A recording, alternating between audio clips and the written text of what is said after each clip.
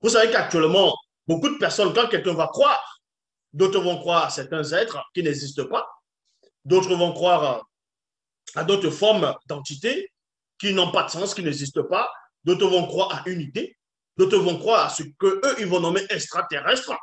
Bref, néanmoins, il y a la pluralité des croyances et des dogmes et des doctrines. Donc, parmi tous ces notions, croyances ou bien dogmes, nous allons parler aussi de la religion. Parce que actuellement, quand quelqu'un croit en quelque chose ou selon lui à une divinité, à un être supérieur, on va lui poser automatiquement la question, tu es de quelle religion? Tu fais partie de quelle religion? C'est quoi ta religion? Il ne lui demande même pas, tu pratiques quelle spiritualité? Mais tu es de quelle religion? Vous ne devez pas ignorer que la religion et la spiritualité, c'est deux choses distinctes. J'ai toujours expliqué cela dans mes vidéos en profondeur. La religion, la définition de la religion, c'est quoi? Quand on entre dans le sens même de la définition même de la religion, ça veut dire relire, revoir avec soin, rassembler. Donc, ça signifie quoi, relire? Donc, ceux qui inventent la religion, ceux qui apportent la religion, ils sont là premièrement pour relire l'histoire qui les a précédés. L'histoire du peuple noir, du premier peuple qui est venu dans le visible, qui était manifesté dans cette réalité. Donc, ils vont relire l'histoire du peuple, de la croyance, de la spiritualité du peuple noir et non la religion. Donc, le fait de relire, parce qu'ils vont chercher quelque chose. Et ensuite, ils vont revoir avec soin. Ils vont revoir les prophéties du peuple noir, les conquêtes, la spiritualité du peuple noir. Donc, ils vont revoir cela avec soin pour pouvoir extirper le sens même de la croyance, afin de détourner cela dont la phase 3 consiste à rassembler. Ils vont rassembler quoi? Ils vont rassembler maintenant plusieurs écrits, les livres apocryphes, ainsi de suite, pour pouvoir former ce qu'on appelle la religion. Et dans chaque religion, ils vont vous mettre le nom d'un dieu, le nom d'une divinité, d'un faux dieu, en disant que c'est le Dieu Tout-Puissant. Mais quand on donne la description de les soi-disant Dieu, on verra que le Dieu est jaloux, le Dieu est sanguinaire, le Dieu, de fois, c'est une femme, c'est un homme qui dort, c'est un homme qui a des attributs, c'est quelqu'un qu'on peut voir, apercevoir, donc il peut mourir, qui peut manger, boire, et même avoir des sœurs et des frères et des sœurs, ainsi de suite. Donc, quelqu'un qui jure même sur les hommes, qui jure sur sa création, ainsi de suite.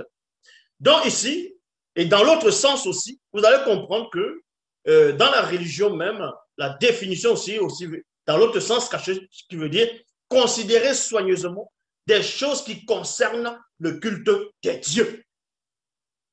Mais ça n'a rien à voir avec la spiritualité.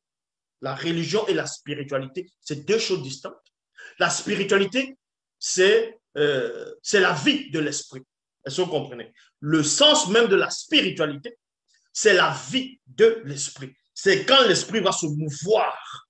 C'est ça qu'on va nommer la spiritualité. Or, la religion, c'est quoi? C'est juste l'usurpation. Le mot religion même, c'est que de l'usurpation. C'est pour cela qu'on va aller dans Origine, chapitre 15, à partir du verset 69, dans Bible, la seule version authentique. Donc, il est dit ici dans Origine, chapitre 15, au verset 69, c'était dans une époque très reculée. Je dis bien très reculée. Il y a eu une conversation entre deux êtres, dont un être divin et un être visible, mais qui était néanmoins particulier. Pour cela, c'était l'histoire de celui qu'on va nommer, en gros, son vrai nom, c'est Kinyebwam. Kinyebwam, donc Kinyebwam. Mais quand plus tard, ils vont traduire ce nom, ils vont inventer un autre personnage. Ils vont prendre l'histoire de Kinyebwam ici. Ils vont changer sa couleur, changer son nom, son lieu de naissance, son histoire. Et ils vont lui donner le nom de Melchisedec. Et en donnant le nom de Melchisedec, ils vont construire, parce que ça, c'est une religion, c'est relire l'histoire d'un personnage qui a existé et ensuite travailler sur ça avec soin et rassembler maintenant le mensonge autour de cette nouvelle, en gros, de ce personnage qui vont maintenant manifester, donc usurper le titre et le nom de la personne qui a réellement existé. Donc, c'est pour cela qu'ils vont prendre l'histoire de King Ebouam, ils vont manifester, ils vont inventer, ils vont donner le nom de Melchisedec. Donc, ils vont donner Melchisedec en disant que Melchisedec, ils vont le dessiner, c'est un blanc. Et d'autres aussi, par rapport à cette religion, ils vont inventer une autre forme de théorie en disant que Melchisedec, c'est tout simplement une théophanie de celui qu'on va appeler Yahvé, Adonai, Jéhovah Elohim l'Éternel, lui-même qui est une invention, vu qu'on sait que c'est Satan, le Mundima Bobo, le mauvais esprit qui est derrière, dont l'adversaire et l'usurpateur. Donc, vous ne comprenez pas ici que quand vous lisez même dans ce qu'on va appeler, dans ce qu'eux vont appeler dans l'Ancien Testament, dans Genèse, à partir du Genèse chapitre 11, par rapport dans la Bible de l'épée, ils vous disent quand les hommes étaient en train de construire la tour, c'est-à-dire la tour de Babel, qui était une pyramide, on vous dit que l'Éternel est descendu sur la terre pour voir la construction de la pyramide, de la grande tour, de la cité que les hommes étaient en train de bâtir. Et que l'Éternel est descendu sous forme de Melchisedec. Donc, c'est ce qu'eux vont appeler la théophanie. Théo, qui veut dire, dans d'autres sens, Dieu, et Phanim, qui veut dire apparition, donc l'être supérieur qui apparaît aux hommes. Et ils vont aussi prendre le même personnage, toujours dans la Bible de l'épée, dans Genèse 18, où, dans les Bibles classiques, on vous dit que c'était l'Éternel et deux anges, dont on fait l'allusion on donne l'identité des deux anges après, dans Genèse 19, qui sont descendus à Sodome et Gomorrhe vers le soir. Mais dans la Bible de l'épée, on vous dit tout simplement les trois personnages qui ont apparu à Abraham pendant la chaleur du jour, quand il était assis sur c'est-à-dire chaîne de Manré. On vous dit ici que un des personnages, c'était Melchisedec, l'autre, c'était Noé, et l'autre, c'était Sem. Donc, l'un des fils de Noé. Donc, c'est là où c'est ce qu'on appelle la religion. La religion, c'est quoi? Comme je dis, le sens de la religion, c'est relire l'histoire du peuple noir. Est-ce que vous comprenez? La religion, c'est des gens, des étrangers, des non-noirs au départ, qui vont venir lire l'histoire du peuple noir. Et ensuite, ils vont revoir cela, leur histoire avec soin, et rassembler maintenant les preuves, bon, on va dire comme ça, des mauvaises preuves pour anéantir la spiritualité du peuple noir. C'est pour ça qu'il est dit ici dans Origine, chapitre 15, au verset 69. On vous apprend que Méné, donc celui que eux, dans les Bibles classiques, vont appeler l'archange Michel ou l'archange Michael, dont son vrai nom c'est Méné, il est en train d'initier Kinyabouam, donc celui que eux vont appeler Melchisedec. Donc, pendant son initiation, on va lui révéler le sens même de la religion.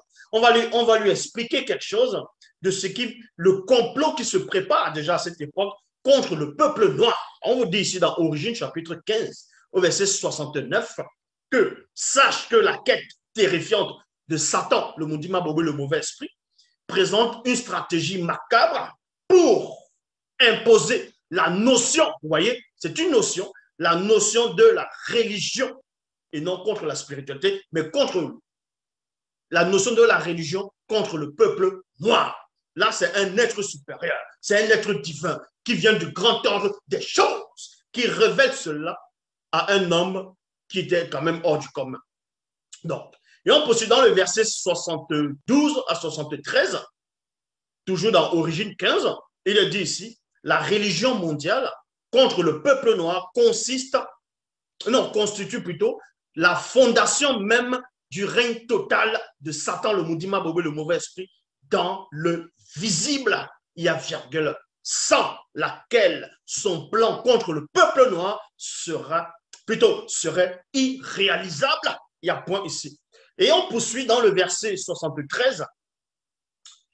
Satan, le Mundima Bobo, le mauvais esprit, a pour but d'établir une société dans laquelle les gouvernements sont exercés par l'autorité des démons religieux de haut rang qui devra disposer d'une religion et d'un sauveur unique pour imposer le culte unique contre le peuple noir. Point. Et c'est ce qu'on est en train de voir actuellement quand les missionnaires sont arrivés à l'époque de la colonisation. Ils ont fouetté beaucoup de vos ancêtres. Ils ont massacré des gens, ils ont fait de la ruse. Ils ont forcé les gens, pas seulement en Afrique, un peu partout, à accepter des religions inventées, les usurpations, parce que pour ramener la notion même euh, d'un sauveur unique, pour détrôner, pour anéantir la croyance, la spiritualité du peuple noir. C'était ça le but. Cela vous comprenez ici. Dans Koudoumane, chapitre 30, au verset 7, il est dit, car le peuple qui se fait voler sa croyance n'a plus d'identité et devient par là asservi à d'autres fausses croyances, entre guillemets, religion inventée. Donc, la religion, le mot religion même, c'est l'usurpation, c'est ce qui est faux. Donc, quand on te dit, tu es de quelle religion? L'autre te dit, ah, je suis de telle religion, je suis de telle religion. Et vous allez voir, il y a des gens qui n'ont pas de substance spirituelle. Ils vont vous dire, non, peu importe ta religion, vous savez qu'ils ont le même Dieu, que c'est un seul Dieu unique. Dans chaque religion, il a un nom différent. C'est faux. En tout cas, par rapport à ça, on sait que c'est Satan qui est derrière. Donc, toutes les religions sont fausses. Peu importe la religion, peu importe votre croyance, vous êtes tous dans le faux.